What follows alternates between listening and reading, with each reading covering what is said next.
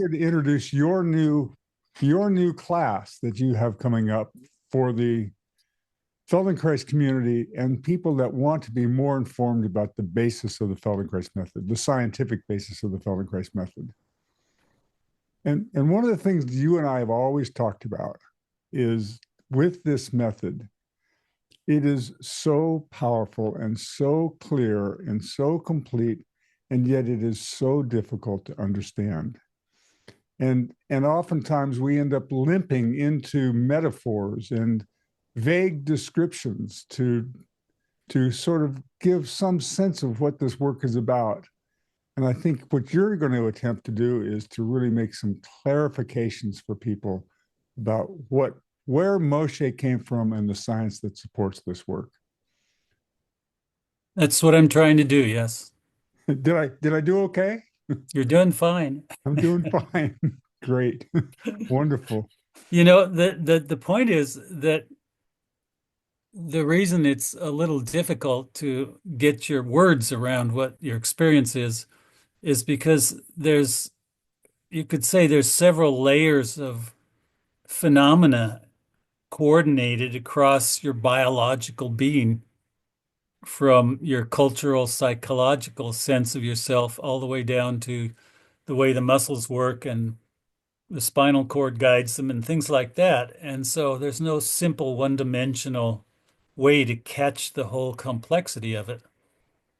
And so we need to stand back and say, well, let's look at several points of view and see whether we can weave them together into a more coherent picture of who people are and what they can become. You And talk about a confusion cloud. What do you mean by confusion cloud? well, let's say you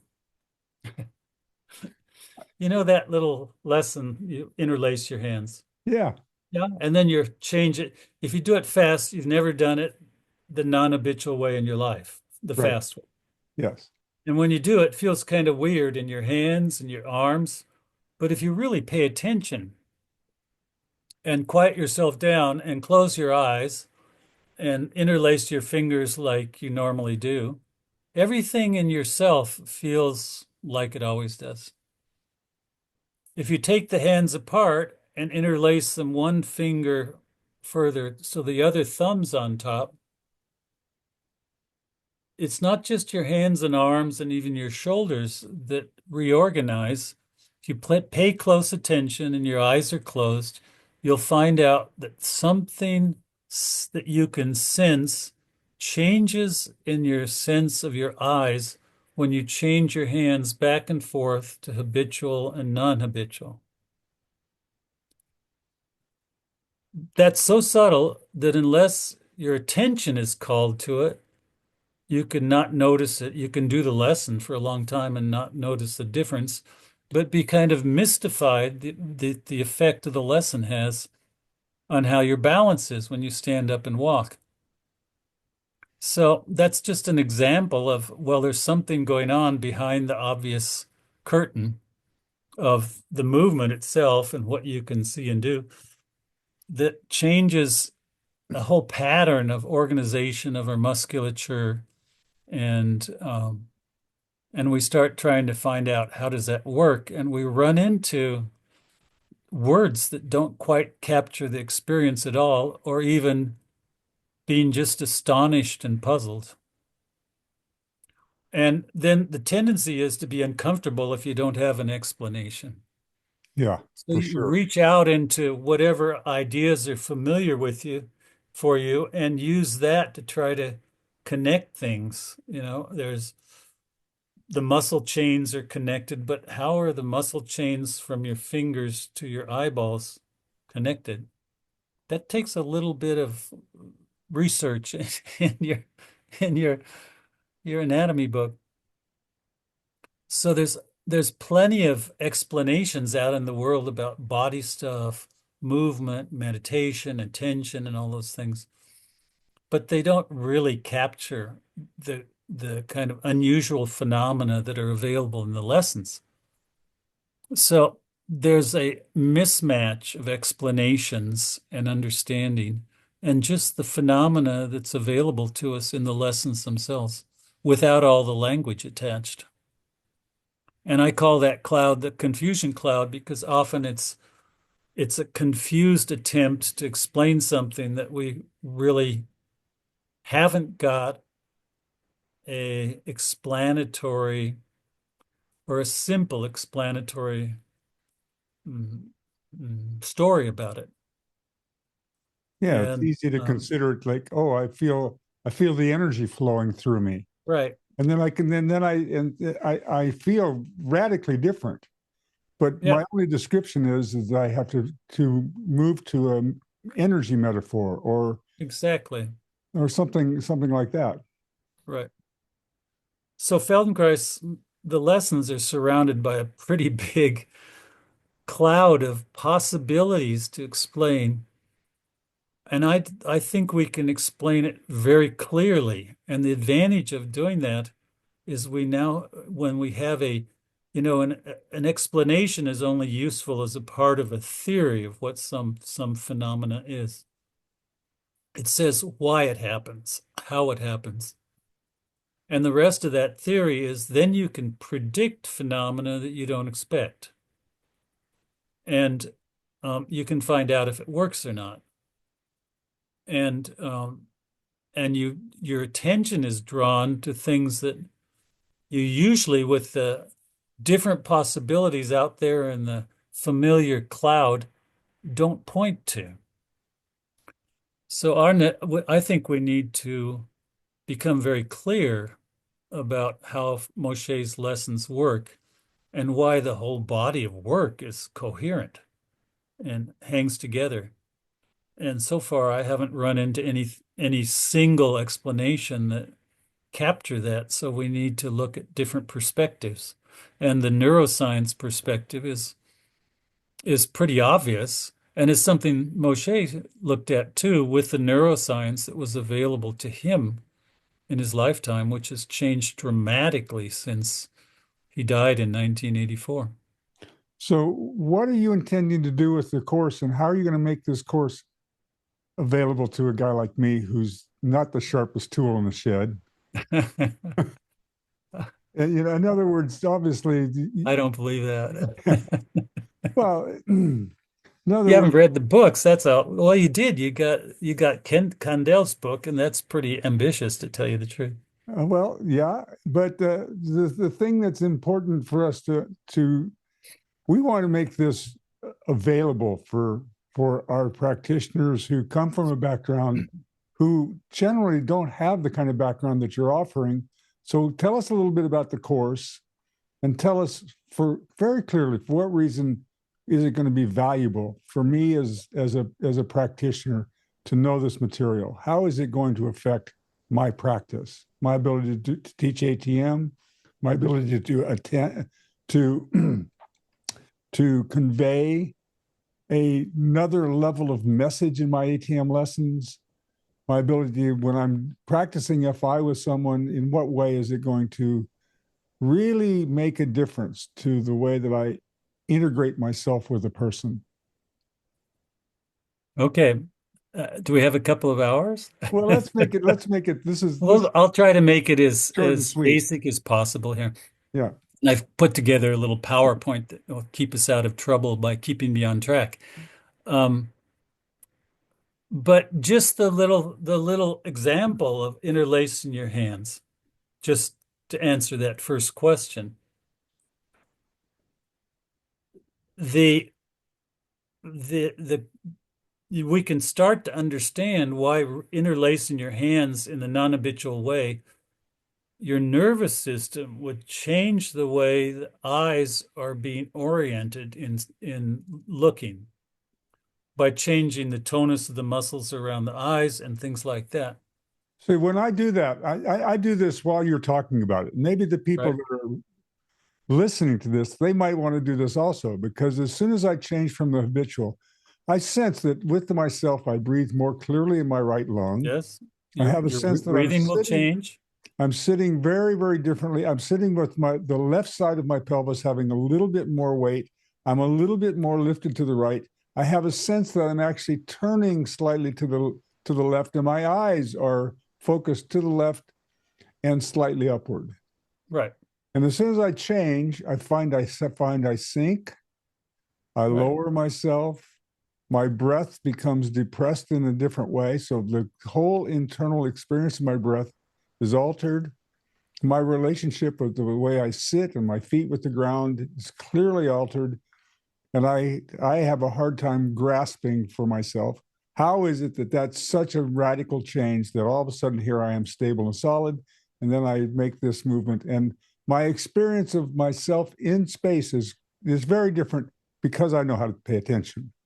Right. Of course. And you've thought about it and paid attention to it. But often without the idea provoking a question. Oh, I've done that lesson 50 times and I never noticed my eyes because I thought it was about my hands and arms or something like that. And you go, what? Oh, I have to pay attention. Oh, wow. And the descriptions you made are appropriate. The breathing changes, the way you organize your balance on your seat bones or your feet or whatever. The really, that's astonishing. In normal, the cloud descriptions of body methods, you won't find that.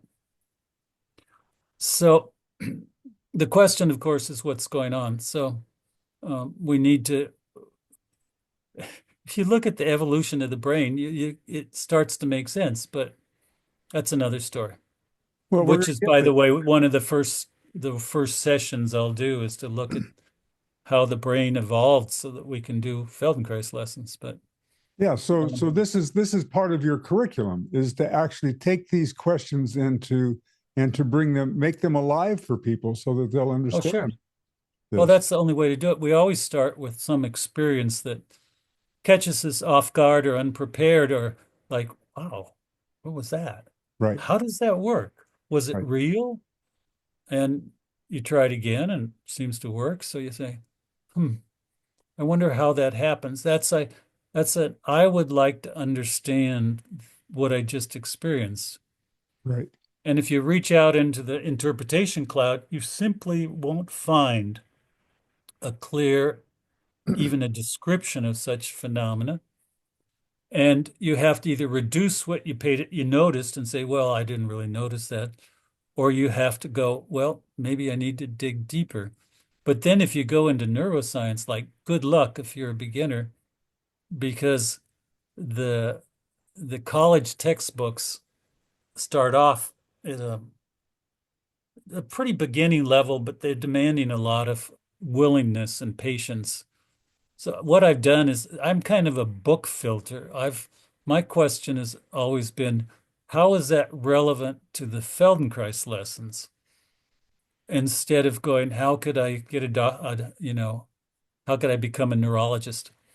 And so the idea is just to take some lesson, some ATM lesson, and use it as a basis for let's do the lesson, then let's think about let's pay attention to some ideas related to those movements and those patterns of movements, and then look at where in the nervous system something's going on that makes the change in the lesson make sense.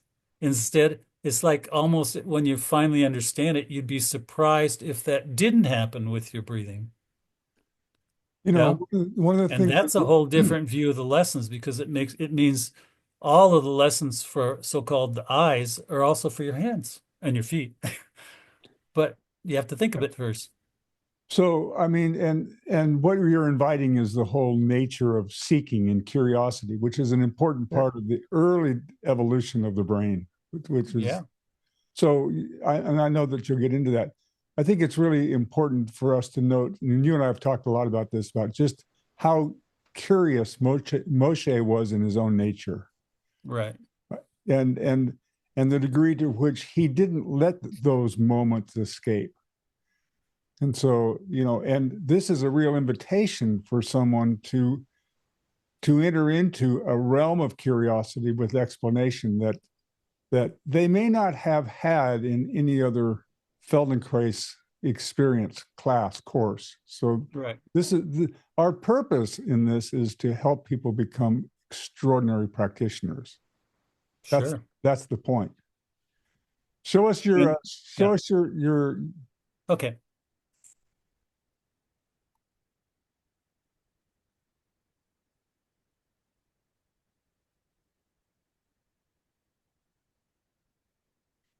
So here we are. We're already doing this, so I don't have to explain anything. That's just my introduction.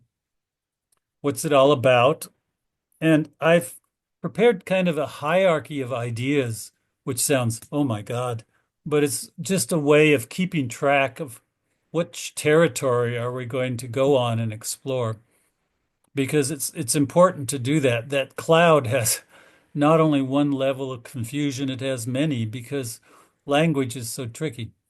But we won't try that tonight. But the first thing that I really frames all of these questions is not techniques and surprising experiences, but the values behind Moshe's work. And what he was working towards was a recognition and a acknowledgement of this question in all philosophy fields of philosophy was who is a person? Who's this individual? What are their possibilities? What's their story? And how to make sense of lives and hopes and fears and things like that. And it's that question is connected in Feldenkrais with the interplay between doing things and experiencing them and asking the question, how could I possibly understand what I just discovered? And then you go into the understanding question and you find out that there's all sorts of different ways of looking at it. So you need to first kind of say, what kind of a perspective will I choose to look at the Feldenkrais method? And there are different ways that the interpretation cloud has several different possibilities waiting for you. One is people are mechanical, sort of machine-like bodies that can be manipulated or changed, or we're psychological beings, or we're spiritual beings, or some combination of all of that. And there's a big umbrella that we could go under and say human beings or people are biological creatures that have a history, and in that biology, we have a history of evolution. So we could look at how the lessons function in relationship to the evolutionary story of being a human being. Um, we can look at the anatomy and the biomechanics of how these lessons work, and that's part of our biology. There's a tendency to get stuck in the mechanics part of things and get lost with the processes. We can look at sensory motor development. It's an important part of what we do. We can relate that to our sensory motor development over our lifespan. But it's not just sensory motor, it's the development of the person. So our description of the person and who we are, each person, individual, begins to get bigger and bigger without losing track of we're approaching it from a scientific point of view in this case. And finally, we can relate that all to the pedagogy of how the lessons are taught. And what I'm going to do in this series is look at a neuroscience perspective on the Feldenkrais lessons and ask the question, does that perspective relate to any lesson, not just a particular lesson we try, and each session will include an ATM lesson. And I've just chosen them to bring out a particular experience that's built into the lessons. And of course, the whole body of work, we can look at how it clarifies our values about working towards the full development of who we are. So that's kind of the big picture of what we'll do. And this is if you go to this is my version of a neuroscience book. If you open a neuroscience book, usually the pictures are connected with squares and straight lines. And I just put it together in curved lines and brain pictures. And I call this the coordination cascade. We created it for our graduate program about 12 years ago. And it starts at the very top when we decide on what we want to do and what our motivation is. And that's number one. And it involves certain parts of our brain. And then that's always connected, the motivation's always connected with I want something, or there's some sort of emotional feeling state that I want to achieve. And in the lessons, we mobilize our attention. So we need to understand what attention, what kind of um, almost miraculous, or let's not put miraculous, astounding ways our conscious paying attention, our decision to pay attention to something, changes the functioning of our nervous system. And then within that, that's number three. And the picture number four is so we want to do something. How do we translate that into movement patterns? And the movement patterns involve the whole body for all of our anatomy. So there's a planning. So there's a planning office in our brain that works out a lot of the details of how a movement's going to unfold and sends that down to the number five is down to into the spinal cord. And the spinal cord finally asks all of our muscles to either do something or stop doing something. In any case, regulate muscle activity is an entire pattern of the the way the spinal cord is sending messages to all of the muscle fibers in our body. Turn on, turn off, more strength, less force, and things like that. And the movement unfolds. And all these arrows going back up are the feedback processes that keeps all of that working all the way to the top to the intention, how we imagine, or Moshe's statement, we act according to our self-image. So how does our self-image reorder itself during a lesson? And how do we maintain that new order afterwards? So that's the big picture. And we'll be working in 8 sessions, spaced about a month apart. And in each session, we'll address some of these stations. They're interconnected because one affects the other, and the other so far. And I've taught this usually from the top down in most of my courses. Let's make sure we understand something, Roger. All of this Right. takes place in milliseconds. Yeah, the nervous system operates in the milliseconds to hundredths of a second changes, and then there's different rhythms that go on very slowly or very, very fast. But the nerves can fire up to about 1,000 times a second. And we're gonna also begin to understand how we inhibit habits and create. This is the whole process of how we create something new for ourselves right here in front of us. That's true. It's right in front of us. It's right here in front of us, and this is very exciting to see it in such a clear exposition. Right. So, and I jumped in and Sure. interrupted you. So, That's okay.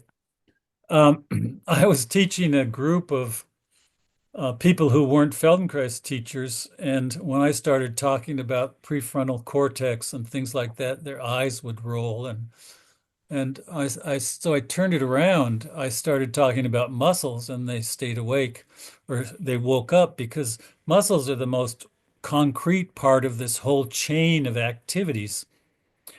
The thing is, I started at the top or the bottom down when the muscles are doing something, and we can always follow this chain back to when the muscles are doing something, who's making them do what? Well, it turns out the spinal cord is talking to the muscles. And then the next question is, who's talking to the spinal cord? Well, there's some things in the brainstem that help organize our balance. Now, the spinal cord has some extremely refined and astonishing ways of guiding muscle contraction so that you can generate a small amount of muscle force or a large amount, and you can change that very quickly and adapt it so that you can control all the muscles in your body in a very refined or not, it's not millisecond. My hunch is it's about every 25 milliseconds you can change the pattern of movement as you're moving. And so the And of question course, goes, if you're going to change the pattern, it requires extraordinary sensory feedback. of course, yeah. Yeah, that's. I mean, this is part of the genius of Moshe is that it's not just the motor work and the muscle work, but the entire process by which there's this sensorial world of feedback from which to experience and possibly make and then make change. Well, let's go back to this picture. It's the top of the brain that decides on how to regulate the sensory feedback and enhance the information, the sensory information, in this case, in the lessons, kinesthetic feedback from the movement that makes it much more clear what we sense, and that clarity reorders the planning process of the movement, and we can do extra, you could say, completely new movement patterns that we've never found within our habitual life within minutes and at the most an hour. Yeah. Yeah, this is So why that's the this is big why it's so picture. exciting. Do you want to finish your upside down cascade? Yeah, we what the idea is, look, there's some things about how muscles contract and how they're guided by the spinal cord, which has to be guided eventually right up at the top by the image we have of what we want to do. That's why the cascade goes down to the spinal cord and the muscles. But we'll work our way backwards up here, and it makes a lot of sense then why the self-image can reorder the muscles. Muscles often that feel like they're stuck become unstuck within very short time because it's the brain that's shortening them, not the muscles themselves, for example. Um, Oh, so that's, you're getting into a sticky wicket here, Roger. I know. This now we're talking fascial chains, and how structure and the difference between structure and function. And you're gonna bring some clarity to those arguments. I think so. I think we need to look at, see, the fascia. Robert Schleif did something really creative. He found out that the fascia weren't just the things that hold the muscles together, but they have sensory organs, and that's really a creative contribution to science. Um, but the original, if we go back to a few more steps backwards to this question, who the person is in the fascia model is basically a biomechanical person. And they need that. I found that what Moshe did is he introduced or insisted that the learning process, which is a neurological information process, has priority over our behavior. So there's ways of separating or distinguishing the different approaches to looking at what we call somatic methods or body-mind methods, or all those different actually kind of confused descriptions. We can sort that out if we take a look at all these different points of view and say, does that really make sense the way it's described?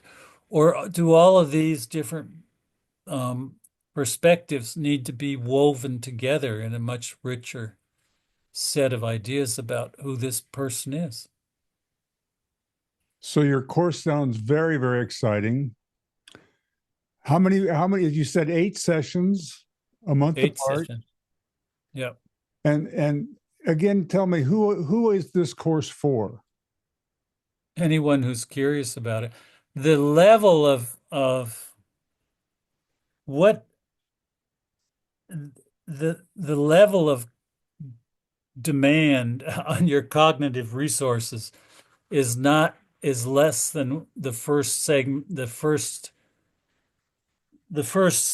semester in a university program that might introduce you to neuroscience. Because I've always seen my job is to try to reduce it to all the background information to something that we can actually immediately pay attention to and weave into our how we're noticing what's happening in us during a lesson, whether it's FI or ATM. Do you want to take the share down, Raj? Oh, If you're sure. not Sorry. going to use it, yeah. So who's it for? Well, definitely people fascinated by Feldenkrais and going, why does that work that way? And why does my leg feel when I'm lying on my back at the end of that one half of the lesson on one side? Why does that one leg feel like it's much longer than the other?